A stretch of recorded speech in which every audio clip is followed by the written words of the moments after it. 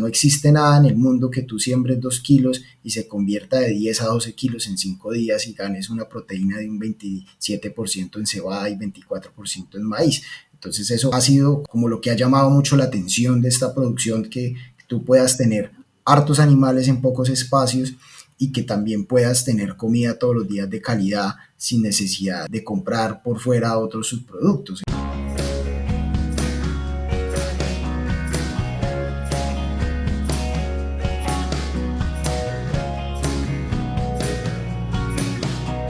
Hola, ¿qué tal? ¿Cómo están? Bienvenidos a un nuevo episodio de Dairycast, en este caso con un tema muy particular. Creo que ya nos hemos visto en otros podcasts, pero si no, igual me presento. Mi nombre es Guillermo Mattioli o Coco Mattioli, profesor de Fisiología Animal en La Plata, en Argentina. Y tengo el honor de actuar como anfitrión de invitados muy especiales. Hoy no va a ser la excepción. Creo que va a ser muy, muy interesante en un ratito poder charlar con Mauricio Castellanos, que es zootecnista desde Colombia, formado en una especialidad muy, muy particular, que es el desarrollo de forrajes hidropónicos. Una opción que la verdad técnicamente suena fascinante y vamos a tener la enorme oportunidad de aprender un poquito más y de meternos un poquito en este mundo tan particular.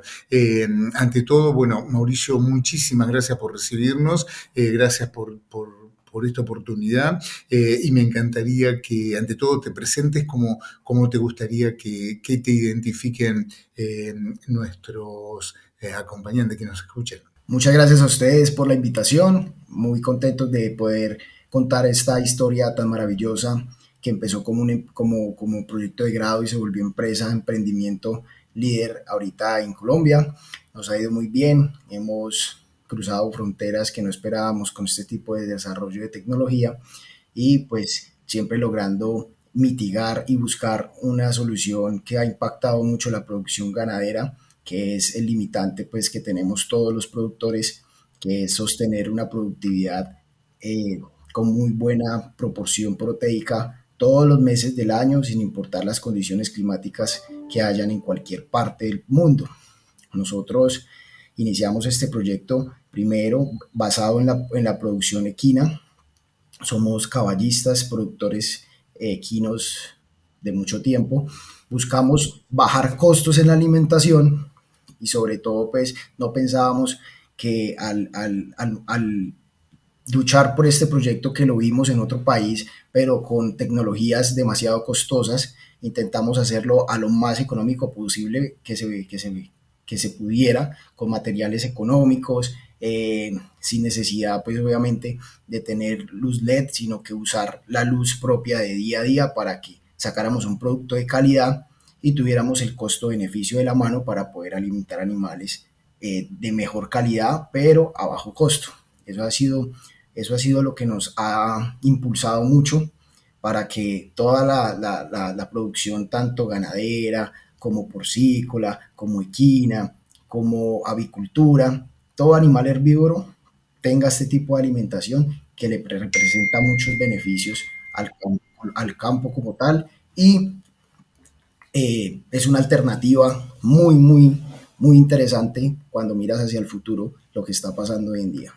Fantástico. Y extracto que por ahí lo que estaba en mente sobre todo era una fuente proteica. Fue primero lo que los llevó. Imagino que después encontraron un montón de virtudes, pero un poco te movilizó la necesidad de generar proteína disponible.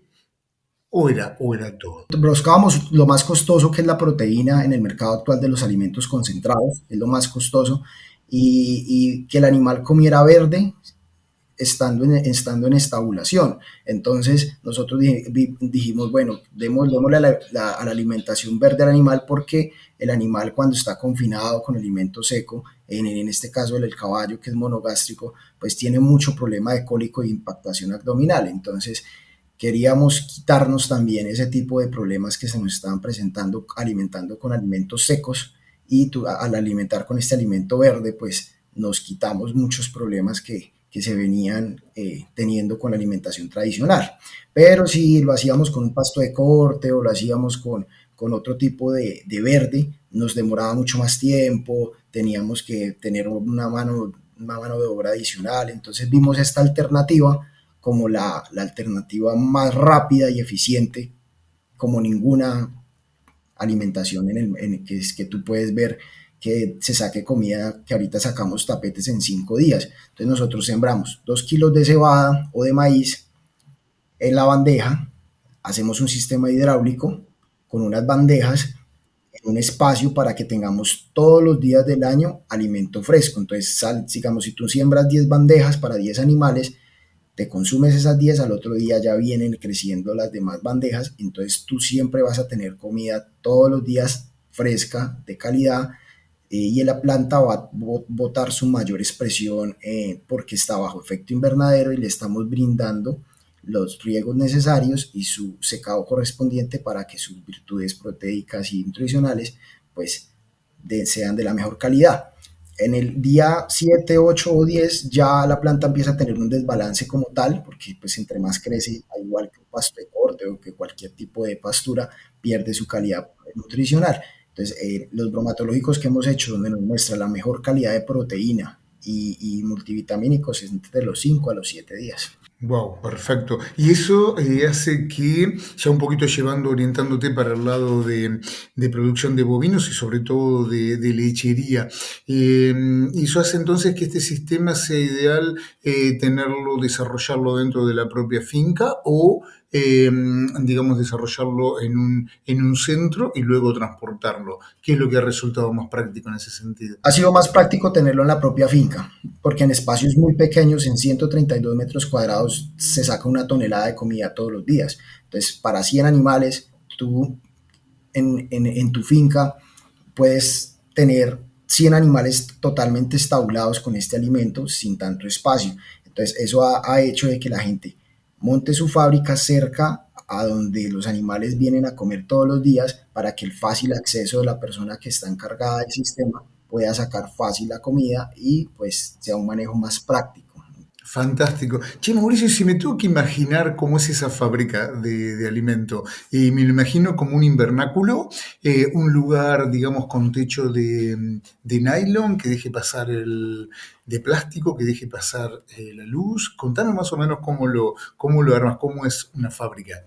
Llamó la atención el nombre. Claro que sí, nosotros tenemos unos planos, ya pues con los años, nosotros llevamos 14 años con este tipo de sistema, han sido 8 en el mercado y el resto han sido de prueba y error para que esto funcione en cualquier clima. Nosotros trabajamos en milla de clima frío, ya en clima caliente y viceversa, y ha funcionado súper bien. Nosotros manejamos un invernadero muy sencillo, muy práctico, que le llamamos tipo invernadero porque nosotros no usamos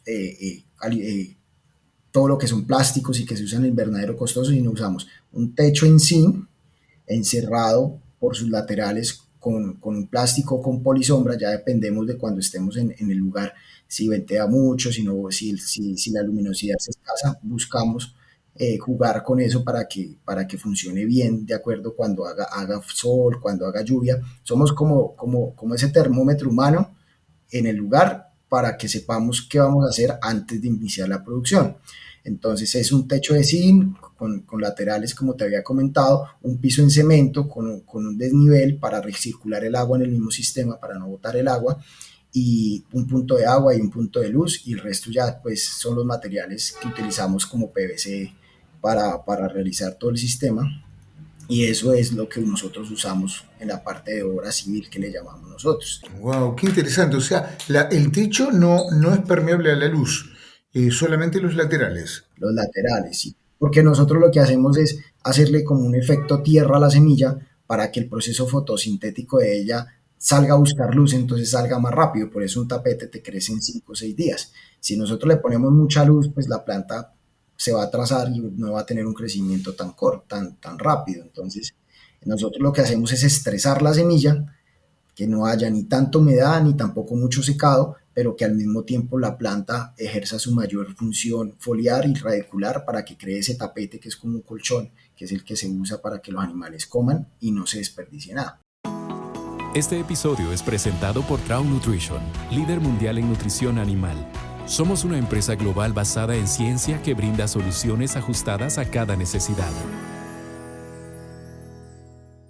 Y recirculación de agua, ¿no? Es un sistema que de por sí, eso te debe haber obligado no, imagino que hasta practicar la explicación de cómo esto no atenta contra el gasto de agua, porque hoy por hoy que hay toda una conciencia de conservación de agua dulce, ¿no? Ha forzado seguramente a la empresa a decir, bueno, a ver cómo manejamos esto, ¿verdad? Contanos cómo evolucionó eso. Exactamente. Nosotros al principio recirculábamos el agua en tanques, pero habían inviernos y todo eso, se levantaban los tanques y pues obviamente se ponía un problema, se volvía un problema para poder reutilizar esa agua en tanques. Entonces ahora nosotros le llamamos canaleta tanque, como un estilo de canaleta, o sea, en cemento, y en ese mismo tanque, bajo un desnivel de un 5%, baja el agua y al mismo tiempo la bomba que nosotros utilizamos de acuerdo el caballaje depende de la cantidad de comida que vayamos a sacar diaria.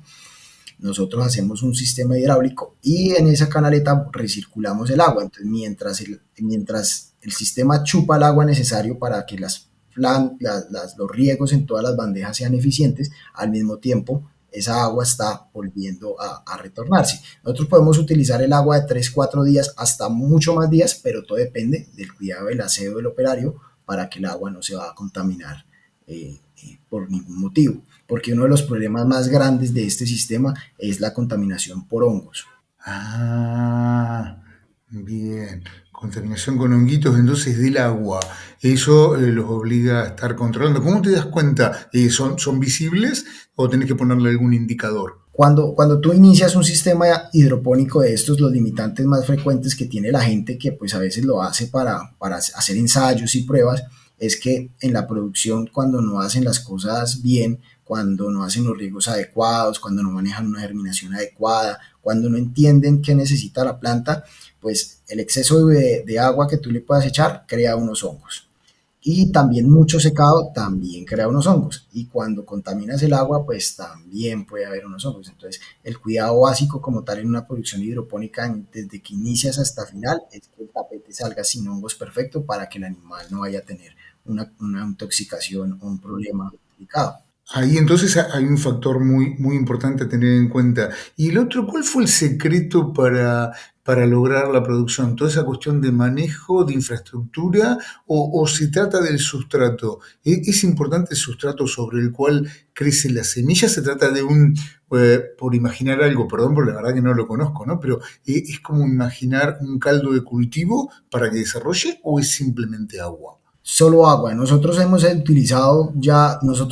hecho todo lo que ha sido prueba y error con este tipo de sistema. En toda parte hemos cambiado cosas, hemos reducido todo lo que son tiempos para que los operarios obviamente no le vean tanto desgaste a este tipo de proyecto para que la gente lo haga y se anime. Entonces, nosotros hemos quitado muchos temas que se usan muchas veces en hidroponía, pero que nosotros en nuestro laboratorio ya hemos iniciado con macro, con micronutrientes, aplicándole una cosa y otra, y los resultados pues no son muy buenos comparados a trabajar solo con agua, casi son los mismos. Entonces nosotros solo utilizamos agua, la semilla, no utilizamos nada más para que así mismo el animal consuma un alimento totalmente natural. Entonces también estamos buscando quitar todo lo que son químicos para que pues el animal consuma un alimento fresco, verde y vayamos en la mira y las producciones tanto lecheras como cárnicas vayan en la mira de dar un alimento sano, que eso le va a dar un valor agregado al producto final mucho más adelante. Perfecto. Y cuando se hace un estudio bromatológico del producto de la hidroponía, ¿encontrás diferencia con lo que sería ese rebrote en condiciones, digamos, de sobresuelo?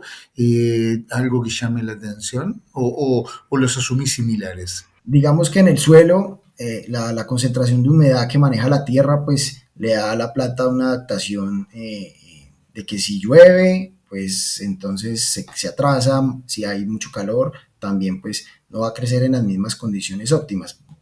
En cambio, en este tipo de sistema de invernadero, la planta siempre va a tener los riegos al momento que son y el crecimiento parejo como debe ser, así tengas invierno o verano en la finca, en el lugar donde tú tengas el invernadero.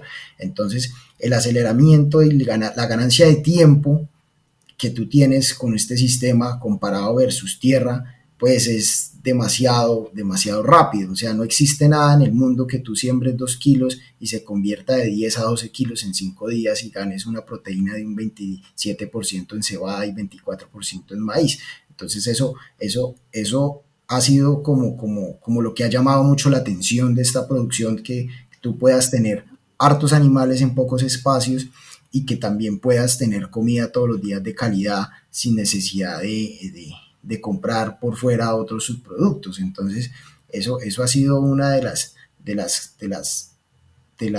los beneficios que ha habido con este sistema, que no solamente beneficia al tiempo, sino que también los resultados que hemos tenido con este tipo de alimentación. Entonces, eso ha sido un referente muy importante para toda producción agropecuaria, y la cantidad de cosas que mejora es impresionante. No solamente que ahorra economía, sino que los animales mejoran su producción, mejoran la calidad de la leche, las crías se levantan mucho mejor, porque siempre están teniendo una calidad nutricional estable y también están comiendo un alimento verde, que conocemos siempre que el animal pues nace para comer verde. Entonces ahí es donde por eso hemos ido muy bien y nos han buscado de toda parte del mundo para desarrollar este tipo de proyectos eh, a todos los productores.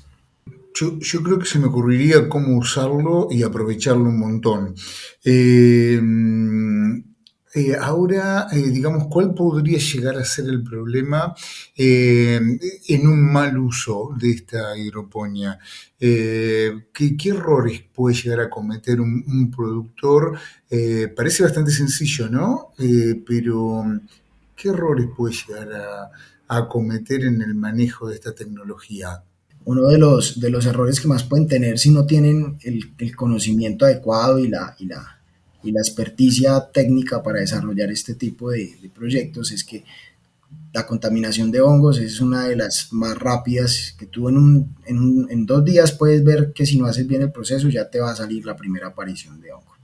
Entonces va más que todo en el manejo de las horas adecuadas, del tiempo adecuado, de la recolección adecuada, del orden de las siembras, y también de que si no estás pendiente de que el sistema se prenda, se apague como debe ser adecuado, entonces vas a tener una cantidad de problemas, tanto que vas a perder la semilla, que pues tiene un costo. Entonces mucha gente, si no lo hace bien, lo que va a perder es dinero y toca volver a empezar y vuelva y empiece. Entonces se te puede ir meses llegando a tener un resultado. En Best Partners Academy by ADM, reunimos la experiencia del campo, la innovación y la capacitación continua para que tomes decisiones más seguras y efectivas. Capacítate a tu ritmo, desde donde estés, y lleva tu producción al siguiente nivel. Ahí, Mauricio, digamos, ha pasado de que sí lo hayan dado, digamos, porque una opción se llenó de hongos, entonces lo descarto, ¿sí? Lo descarto para no tener problemas. ¿Ha ocurrido casos donde sí lo han dado? ¿Ha habido consecuencias de eso? De haber dado, digamos, ya con contaminación. Al principio, cuando se inició a hacer las pruebas y error, salían hongos, siempre salían hongos. Cuando se trabajó en clima frío, que pues fue un lugar donde se inició esta técnica, fue en el clima frío porque se tenía más acceso, digamos, en este caso de la cebada, porque en Boyacá es donde más se siembra cebada, que es una semilla criolla. Nosotros usamos esa semilla criolla, ¿sí? Entonces la semilla criolla es la más económica. En otros lugares se usa semillas que tienen un porcentaje de germinación de un 99 a un 98%. Nosotros usamos la criollita, pero que funciona súper bien. Entonces, cuando tú pasas de trabajar una semilla de clima frío a clima caliente, pues ya van a cambiar de muchos factores, porque ya los riegos no son iguales, porque el tiempo de germinación no es igual, porque las adecuaciones de las instalaciones no marcan la humedad necesaria y la temperatura ideal para mantenerla en ese invernadero. Entonces ahí en ese momento tú empiezas a tener una cantidad de problemas. Entonces ahí en lo que nosotros, en lo que se ha trabajado, se ha buscado que funcione bien en cualquier clima, porque ya hemos hecho todas las pruebas habidas y por haber para que funcione de manera adecuada. Mucha gente que ve este tipo de proyecto eh, cree que sacar verde en la bandeja y ya. No, a ti te puede salir la planta, crece verde y tú dices, ve, lo logré, saqué forraje hidropónico, pero cuando tú vas a pesar esa bandeja de lo que sembraste en grano seco, pues te vas a dar cuenta que ganaste 2, 3 kilos, entonces ya no es costo-beneficio. Entonces cuando la planta sí crea ese colchón completo, parejo, con un peso adecuado, que sí hay raíz y sí hay verde de manera homogénea, entonces ahí es donde sí estás ganando de sembrar 2 kilos y llegar de 10 a 12. De lo contrario, la hidroponía no sería costo-beneficio. Entonces, sacar esos tapetes con el buen peso que debe ser es el objetivo real, pues, del sistema. Claro. Y entiendo, Mauricio, que es un alimento completamente, digamos, nuevo, diferente para lo que conocíamos como sistemas pastoriles, ¿no? Pero con todo lo que estás contando, por un lado remarco el crecimiento muy rápido y por el otro lado el consumo de la planta completa, que no es algo que uno esperaría en el consumo de forrajes. En cuanto a mí, un poco por mi formación, ¿no? Normalmente hay como una pata que me empieza a faltar porque normalmente yo trabajo mucho en lo que es nutrición mineral y lo que decimos es que muchas veces los forrajes lo que hacen es leer el suelo. Bueno, en este caso no hay suelo. Digo, realizan, supongo que es una gran fuente de proteína y de contenido celular y ahí desde los hidratos de carbono hasta la proteína son de altísima biodisponibilidad, ¿no? Los minerales pasarían a ser secundarios, pero han hecho bromatológicos considerando la concentración mineral. ¿Qué pasa con los minerales en un sistema de hidroponía? Jamás lo vi, por eso te la consulta. Sí, resulta y pasa que pues, el forraje hidropónico tiene alto contenido en proteína, pero también tiene una digestibilidad del 83%. Claro, altísima. Perfecto. Entonces tú sabes que la digestibilidad es un tema demasiado interesante en la parte productiva, si hablamos de ganadería de leche o de carne, para que pues obviamente haya una mayor producción en corto plazo. Cuando las vacas lecheras inician su ciclo productivo, tú sabes que la parte reproductiva se baja en un porcentaje bastante alto. Entonces, esos balances nosotros los curamos con este tipo de alimentación, ya lo hemos hecho y ha sido exitoso. En la parte de los multivitamínicos que encontramos, que son vitamina A, D, B y fósforo, magnesio, pues porque el forraje hidropónico tiene carotenos y esos carotenos han logrado mostrar en los bromatológicos que encontramos proporciones adecuadas en los minerales que necesitamos para la alimentación.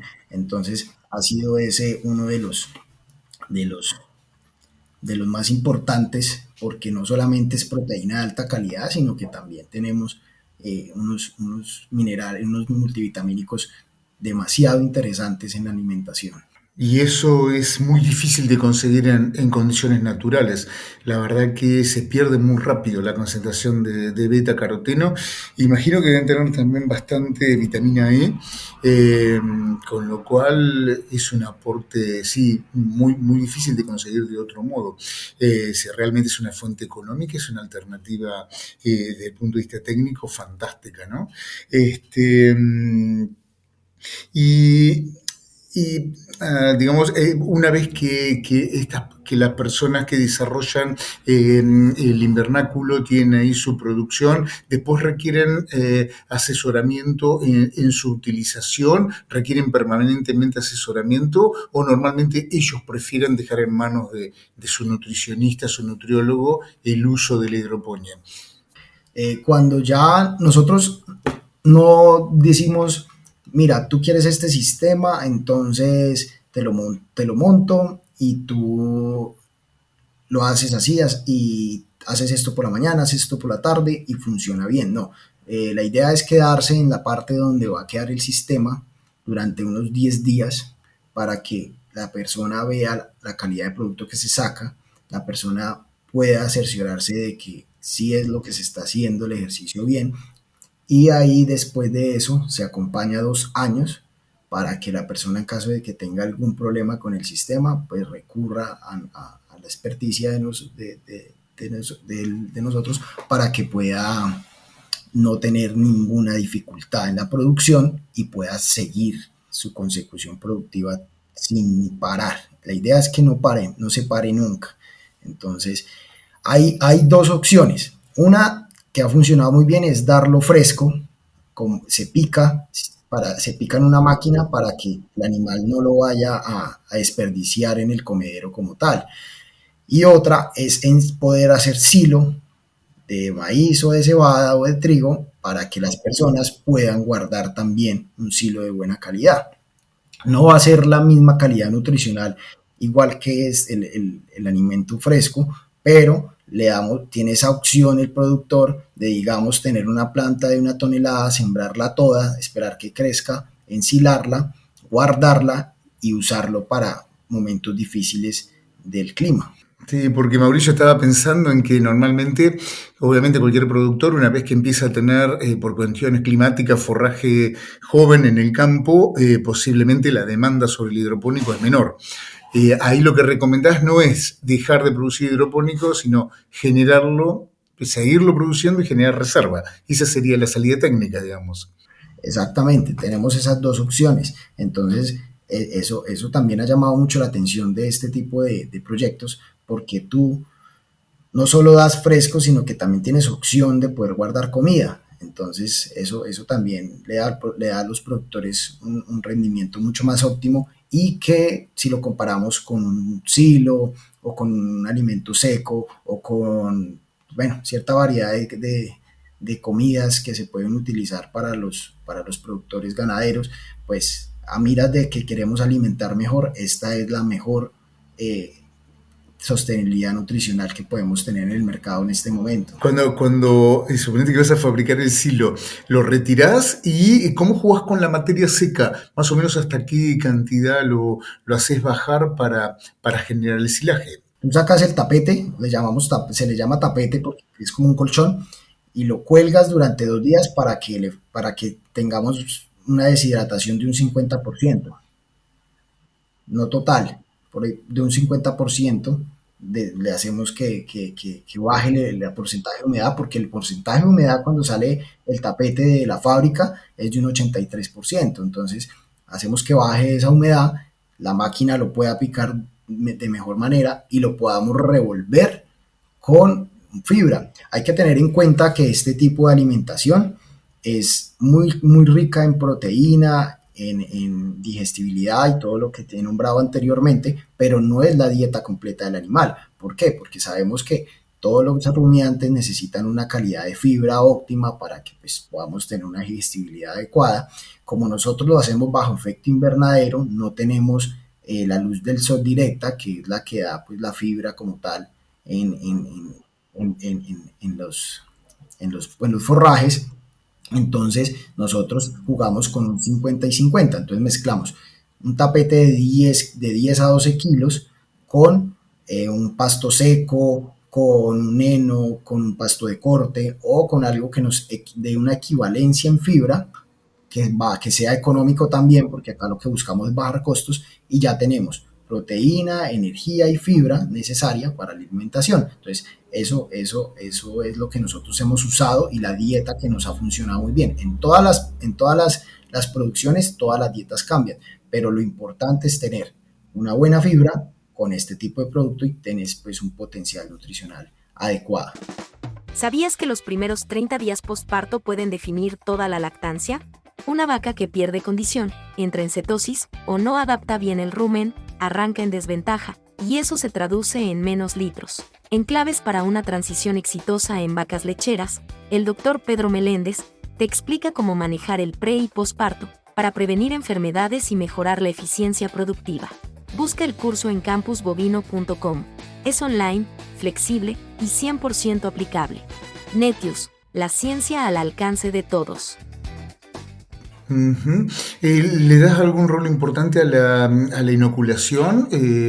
¿A utilizar algún tipo de inoculante para facilitar la fermentación? ¿O en términos generales no la utilizan? Nosotros hemos usado melaza y la melaza con el efecto anaeróbico nos ha funcionado muy bien.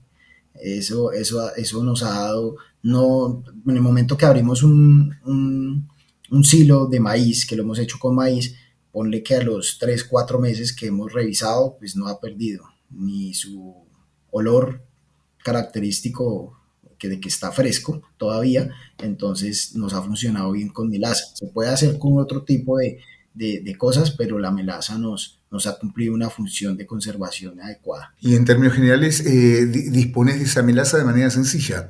Aquí en Colombia sí, Colombia sí, y pues es muy económica, entonces también nos ha ayudado mucho, pues nosotros hemos usado las mezclas que tú te imagines con este tipo de alimentación, pero pues los resultados más óptimos que hemos tenido es darlo fresco, porque el animal lo reabsorbe mucho mejor. Claro. Mauricio, cuando supongo que cada vez que te convocan irás con una opción técnica, ¿no? Pero con respecto a los resultados, ¿cómo lo ves? ¿Como una técnica que se adapta mejor a productores pequeños, productores medianos, algún tipo de productor en particular?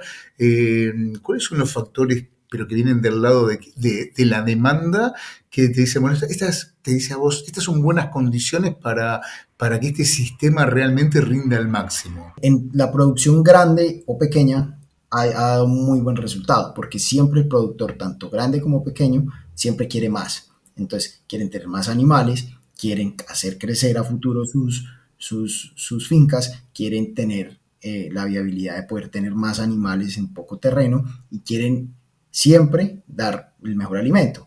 Pero si lo vemos en pequeños o grandes, la función real y la meta real de este tipo de sistemas es que tú estás ya un paso adelante de los problemas del clima, estás un paso adelante de buscar un producto final de mejor desarrollo, de mejor calidad y siempre sin químicos y sin buscar una alimentación mejor. Entonces, tú vas apuntando hacia más allá. La alimentación del futuro le llamamos nosotros. Cuando te convocan, me lo imagino en esos países tan maravillosos como el tuyo, donde tienen altura, es una herramienta que es buscada más en las zonas bajas, con alto riesgo de estrés térmico, o también es algo que está funcionando más arriba. A ver, en las partes frías o calientes está pasando los mismos problemas del clima. Entonces muchas veces como ya no se sabe hasta cuándo termina el verano, hasta cuándo termina el invierno, entonces en las dos partes ahorita ya lo buscan. Obviamente, inicialmente lo buscan más en las partes de demasiada incidencia de calor porque es donde más los veranos son largos y sufren demasiado por comida y los animales se mueren y les toca muchos meses vender los animales porque no tienen comida. Pero ahorita como no se sabe cuándo llueve, cuándo hace calor, ya como que el clima está totalmente loco, entonces ahí es donde los productores ya están mirando alternativas que no tengan que vender sus animales, que no tengan que perder la productividad, la ganancia que están teniendo cuando sí hay comida. Entonces ahí es donde el foco está muy pendiente de este tipo de innovación de alimentación. Claro, bueno, no es muy diferente la realidad en Argentina. En realidad, Argentina es bien plana, sobre todo la parte más productiva de Argentina es bien plano, pero también tenemos oscilaciones de lluvia brutales, de periodos por ahí de sequía, de periodo de inundación, y eso un factor que condicionó mucho fue la calidad de agua, pero muy mucho. ¿Les ha pasado algo similar allí?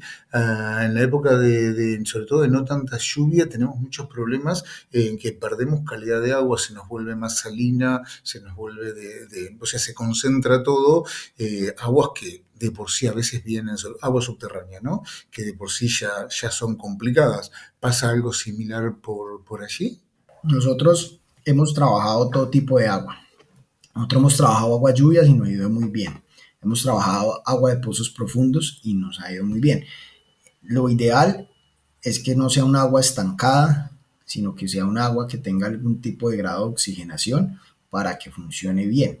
Digamos que cuando nosotros recirculamos el agua en el sistema, nosotros lo que hacemos es darle como un balance, la manejamos con cloro para que no coja mal olor y tenga una asexia mucho mejor en el invernadero. Pero desde que el agua no esté estancada, funciona perfectamente en el sistema. O sea, no tiene que ser pues un agua de la mejor calidad para que funcione, los tapetes crezcan de manera adecuada. No, lo importante es que sea un agua que no esté dañada, un agua que no presente contaminación como tal. Con lo cual es fantástico porque al tener tanta cantidad de agua la hidroponía, creo que es un modo de convertir agua que no era de tan buena calidad, la clorinás, bajás digamos, la contaminación bacteriológica y después lo ofreces como un agua limpia dentro del alimento. En ese sentido es una mejora significativa en la calidad de agua. Muy bueno, muy bueno. Requerís mucha precisión para la clorinación del agua o no, es un proceso sencillo. Es un proceso muy sencillo. Nosotros se le dice a la persona, mira, esta es la medida exacta, de acuerdo a la cantidad de litros que vayamos a utilizar, se le agrega el clorante con el tipo de cloro que nosotros usamos y ya con eso ya se reutiliza el agua en el sistema. Nosotros, toda el agua que nosotros usamos en el sistema se reutiliza para cualquier otra función, porque el agua que sale de allí es un agua que está buena, no tiene ningún contaminante como tal. Entonces mucha gente ha recolectado esa agua y la ha usado para regar sus potreros, para lavar, o sea, aquí en este sistema nada se pierde, ni en la parte de la alimentación, de los tapetes como tal, no se pierde nada, y en lo que usamos también tampoco. Todo es reutilizable. Esto es un sistema totalmente autosostenible. Claro, claro, lo cual va muy de la mano con el pedido del medio ambiente de un poquito más de protección, ¿no? Al menos de nuestro lado, tratar de cuidarlo un poquito más. Yo creo, Mauricio, nos quedó un panorama mucho más claro de algo que en particular desconocía y creo que para muchos de los que nos escuchan también. Así que te agradezco muchísimo la oportunidad de haber aprendido bastante, la verdad que mucho. Perdón por lo básico de las preguntas, pero la verdad que no es un sistema común. Claramente creo que remarcaste bien las ventajas que tiene y sobre todo las opciones para tener producción permanente, alto nivel de proteína, posibilidad de conservación, aumento en la calidad de agua y previsibilidad en el aporte nutricional, con lo cual para los sistemas de lechería son bases bien importantes.